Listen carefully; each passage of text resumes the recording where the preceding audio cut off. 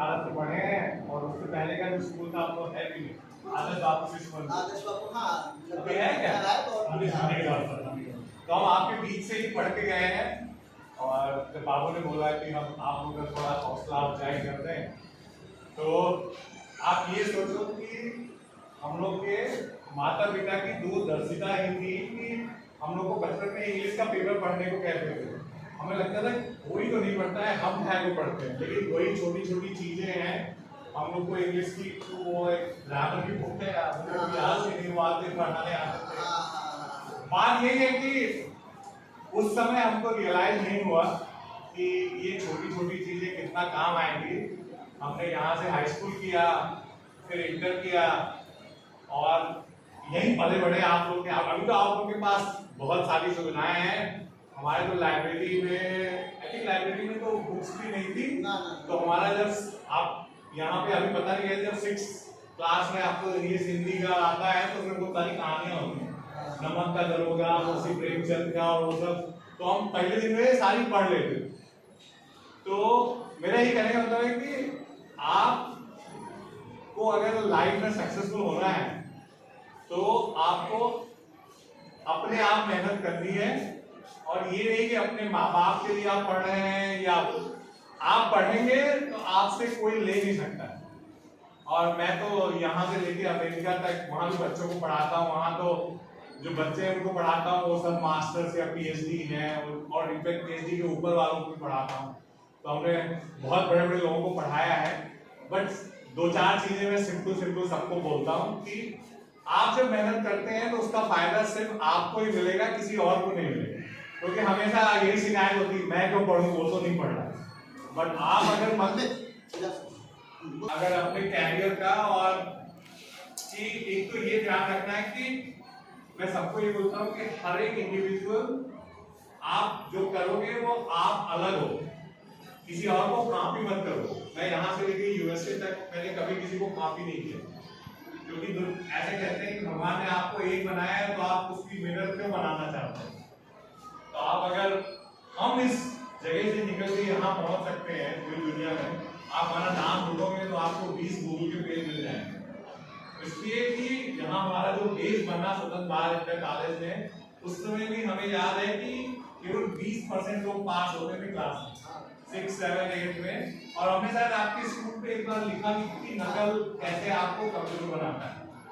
तो हम लोग के जो कि पिताजी टीचर थे, जैसे इनके बच्चों से हम यही कह रहे थे कि हम स्कूल में कोई बदमाशी नहीं कर सकते तो फिर पिटते हम थे। कोई बदमाशी करेगा पिटाई हमारी होगी, चाहे बाबू जी हो या पापा हो।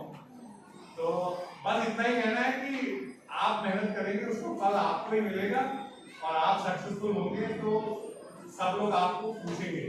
जैसे वो कहते हैं ना कि खुदी को कर बुलंद इतना कि खुदा पूछे कि बंदे की हिदायत क्या है।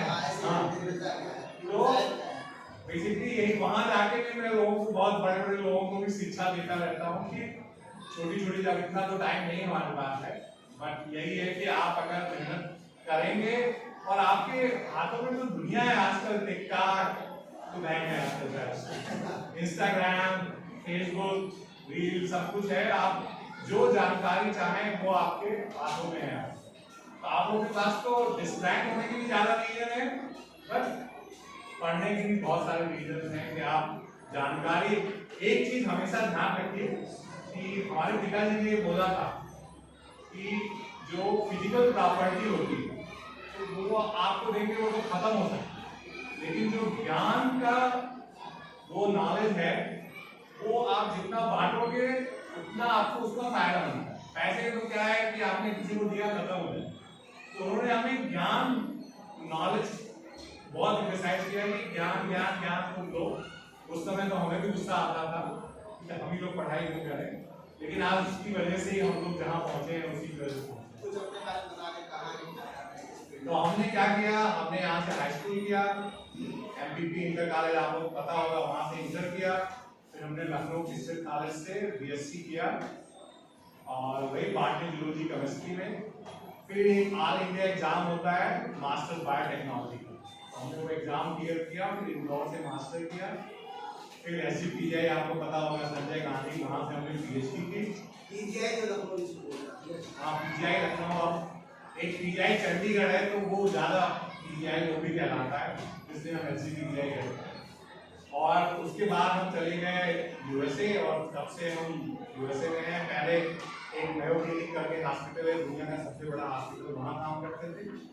अभी एक यूनिवर्सिटी ऑफ आयोवा है, उनका मेडिकल कॉलेज है, मैं वहाँ पे प्रोफेसर हूँ, उनका इम्यूनोलॉजी प्रोग्राम का चेयर हूँ, कई सारी चीज़ों का डायरेक्टर हूँ। बट पॉइंट ये है कि हम अगर यहाँ से निकल के जा सकते हैं तो आप लोग भी कर सकते हैं, लेकिन उसके लिए आपको मेहनत करनी पड़ेगी।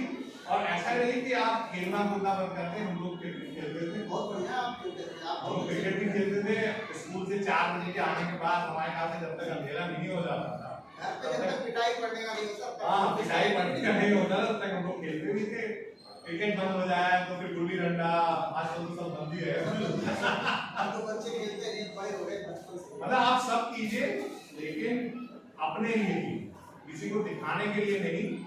क्योंकि अगर आप और आपकी मंजिल, हमेशा मंजिल आप ऐसे बनाएंगे कि अच्छा ठीक है हमारा मेडिकल में हो गया, इंजीनियरिंग में हो गया, लेकिन जब आप मेडिकल में हो जाएगा तो आपको फिर से एक मंजिल बनानी पड़ेगी। क्योंकि बहुत सारे लोग फेल हो जाते हैं। आपको मेडिकल में हो गया, हमारा नीट PMT क्लियर हो गया, आप चिंता की क्या हो। बहुत सारे लोग जो ये करते हैं वो फेल हो जाते हैं, क्योंकि तब आप लाइफ में हर 5 साल में आपको नए अपने लिए गोल पोस्ट बनाने पड़ते हैं कि हमें कहाँ जाना है। तो बस इतना ही, आई थिंक बहुत है। आप बहुत अच्छे भैया, जब अपना टाइम होता था मैं